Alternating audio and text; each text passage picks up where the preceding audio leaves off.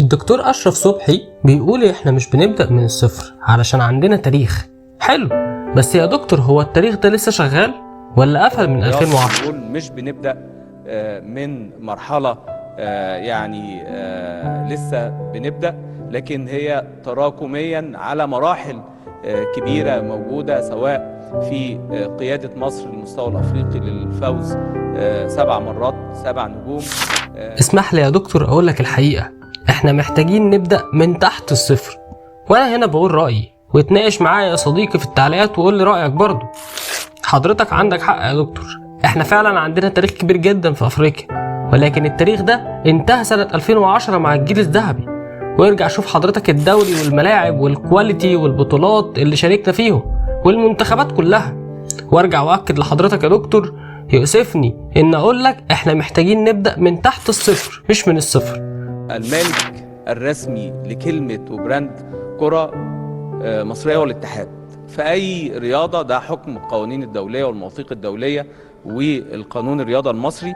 هو الاتحاد هو صاحب الحق الأساسي لنوع الرياضة. وحضرتك بتقول إن المالك لبراند الكرة المصرية هو الاتحاد المصري، وأنا هنا بس عندي سؤال وخلينا نتناقش برضه في التعليقات. أولا كده، هو مين اللي بيدير الدوري المصري يا دكتور؟ هل رابطة الأندية ولا الاتحاد؟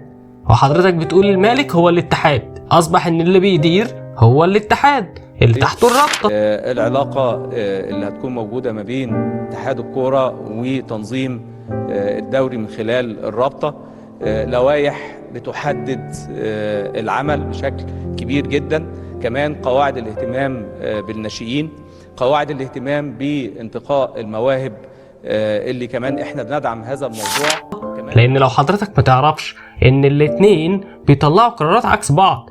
كلنا شفنا ان الرابطة ما رضيتش تأجل ماتشات لبيراميدز عشان اللعيبة تلعب مع المنتخب في كاس العرب، واظن حلمي طولان فضحها فمش محتاجة يعني. فلو الاتحاد هو اللي مسؤول عن ملف الكورة زي ما حضرتك بتقول، ينفع حضرتك توضح لي ازاي ما ضغطتش على الرابطة واجلت الماتشات ومنعت حوالي 6 لعيبة على الاقل من التواجد مع المنتخب التاني؟ ثانيا يا دكتور، ممكن اعرف ازاي اتحاد الكورة اللي مسؤول عن براند الكرة المصرية يعين الكابتن حلمي طولان هو عارف انه على خلاف مع حسام حسن؟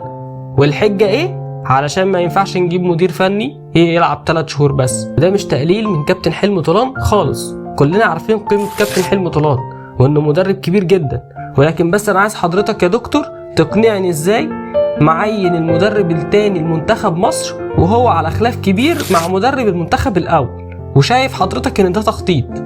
هل حضرتك شايف ان ده براند الكرة المصرية؟ هل حضرتك شايف ان هو ده التخطيط لكاس العالم اللي حضرتك بتقول عليه؟ ببدأ من هنا لان يمكن دي بداية المشروع اللي يمكن الكابتن هاني واتحاد الكرة خرجوا قبل السفر لكاس العالم، في مشروع حالم، في معالجة آنية الآن وإيه المفروض يكون لكرة القدم المصرية، وفي مستقبل لغاية 2038. ثالثا يا دكتور، انت مقتنع ان هدف حضرتك اتحقق بالوصول لأبعد مسافة في بطولة الأمم الأفريقية كان بتخطيط من حضرتك ومن اتحاد الكورة؟ طب لو حضرتك مقتنع، أحب أقول لحضرتك ان رأيي مختلف مع حضرتك تماما، لان انا شايف انه ما كانش في دعم تماما من الاتحاد بخصوص المنتخب. والسبب انه لو كان في تخطيط كان اتقال لحسام حسن انه يروح يلعب بطولة كاس العرب ويجهز هو اللعيبة ويرجع امام وفتوح ويطلع كام واحد. على الاقل يا دكتور كان يبقى عندنا بديل لمحمد هاني مثلا، كانت قال له ان البطولة دي ودية زي ما اتقال لكابتن حلمي طولان كده. رابعا يا دكتور، حضرتك بتقول ان الاتحاد عنده خطط للفترة اللي جاية. اتمنى حضرتك تقنعني تاني ازاي عنده خطط واحنا مش عارفين مين هو مدرب المنتخب الاولمبي، حتى مين هو مدرب منتخب الناشئين اللي هيبقى موجود في 2038 زي ما حضرتك بتقول. طيب بلاش كل ده، طب مين مدرب المنتخب التاني بعد حسام حسن؟ حضرتك كمان بتقول ان حضرتك مساند للرؤية دي والتطوير ده. طب ايه رأيك نتكلم عن التطوير والرؤية دي شوية؟ هل حضرتك شايف ارضية الملاعب؟ حضرتك شفت البنية التحتية؟ هل حضرتك شفت الدوري الدرجة التانية بيلعبوا ازاي على الملاعب والملاعب اصلا عاملة ازاي؟ هل حضرتك شفت كمية الفساد والرشاوي اللي بتحصل في قطاع الناشئين للأندية؟ طب بلاش انا يا دكتور خالص، ايه رأيك نسمع الكلام ده من شيكا؟ انا هتكلم عن الزمالك. وانا مش مكسوف ان انا هتكلم لان انا عايز اصلح. انا رحت قلت للناس اللي ماسكه الكوره في الناشئين الزمالك، احنا عندنا مشكله في قطاع الناشئين. كل الانديه بيتكلموا في نفس النقطه دي، اللي الناس بتدفع فلوس عشان تلعب، واللعيب الكويس الغلبان ما بيلعبش. شيكا كلامه مسموع وفي برنامج مسموع وبيتشاف، والكلام ده بيحصل فين يا دكتور؟ ده بيحصل في الزمالك، ما بالك بقى بقى الانديه والمحافظات؟ حدث ولا حرج. طب بلاش كل ده، خلينا نسال سؤال مختلف. العنوان الرئيسي لحضرتك في المؤتمر هو الاعداد لكاس العالم 2026. حضرتك عارف ان كاس العالم 2026 كمان 5 شهور، وهو توقف دولي واحد بس اللي هنلعب فيه. فين بقى الاعداد؟ السؤال هو ماذا بعد كاس العالم؟ ده الاعداد اللي المفروض يتم اعلان عنه، ده المفروض ان المؤتمر اللي يحصل احنا هنعمل ايه في كاس العالم وما بعد كاس العالم. ايه اللي هيحصل لمصير حسام حسن في حال عدم التأهل من دور المجموعات؟ حضرتك عارف ان بطولة الامم اللي جاية هتبقى بعد كاس العالم بسنة واحدة بس؟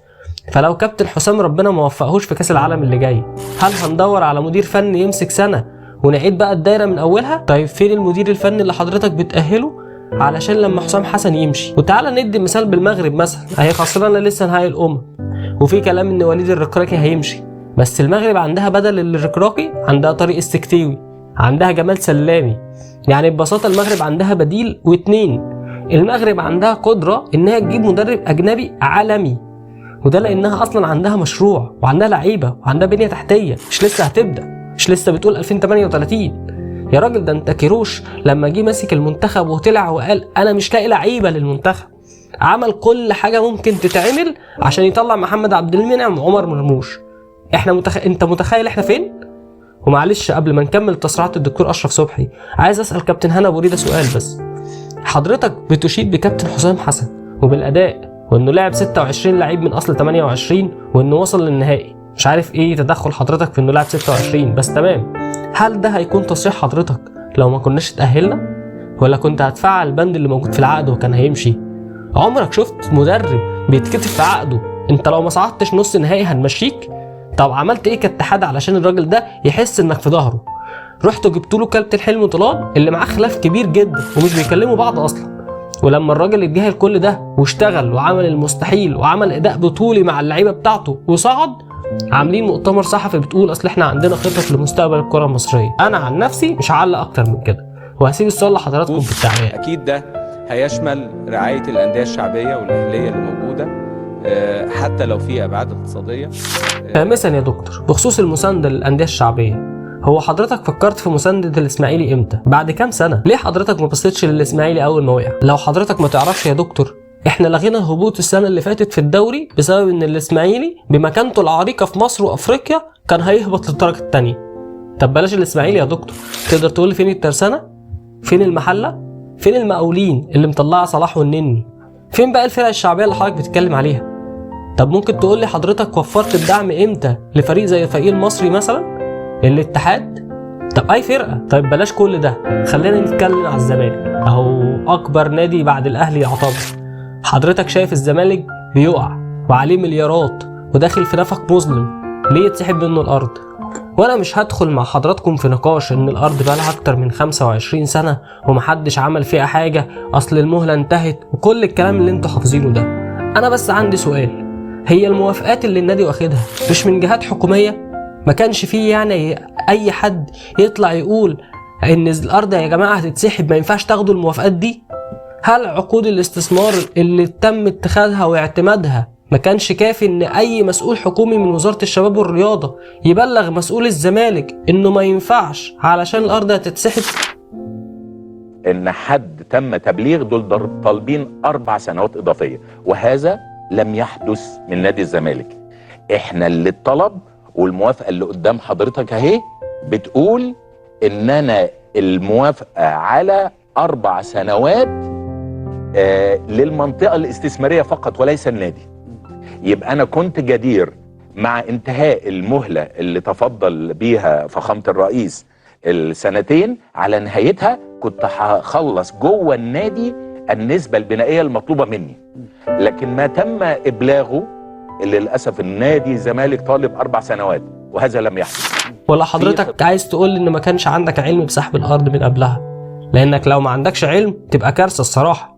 اصل على قد علمي نادي الزمالك ده مش تابع لوزاره الاسكان، وبالرغم من كل ده نائب رئيس النادي طلع وقال ان كل الورق سليم وبالمستندات وعلى التلفزيون وقدام الجميع. حد طلع فيكو كدبه؟ فحضرتك عايز تقول لي ان كل ده حضرتك ما كانش عندك علم بيه، وان حضرتك دلوقتي بتحاول تساند وتدعم النادي؟ طيب سؤال لو تسمح، هو طالما ان النادي فاشل قوي كده والاداره فاشله قوي كده وفي شبه اهدار مال عام زي ما اتقال، ليه هنديله ارض بديله؟ هل عشان نروح نعمل استثمار تاني ونهدر مال العالم تاني ونطلع نقول اصل الاداره فاشله؟ انا بس عايز حد يناقشني بكلام عقلاني شويه، مش كل حاجه نطلع نقول اصل المسؤولين، اصل الاداره، اصل مش عارف ايه، اصل في حاجات بتحصل ورا الكواليس. هو حضرتك انا مش قاعد ورا الكواليس عشان اقدر اعرف؟ في الاخر يا دكتور مش هقول انك غلطان ولا هقول انك صح، بس هقول لك ان اللي حصل قدامنا ده مش مشروع، ده مش تخطيط ولا تطوير، دي سيرة تاريخ اتكتبت لحد 2010 والباقي كله كلام وتعليق على التاريخ اللي حصل. حضرتك بتقول ان منتخب مصر عنده تاريخ كبير، بس انا بقول لحضرتك احنا عندنا تاريخ بس ما عندناش مستقبل، وبنحاول نغطي ده بكلمة واحدة وهي التطوير بس. سلام.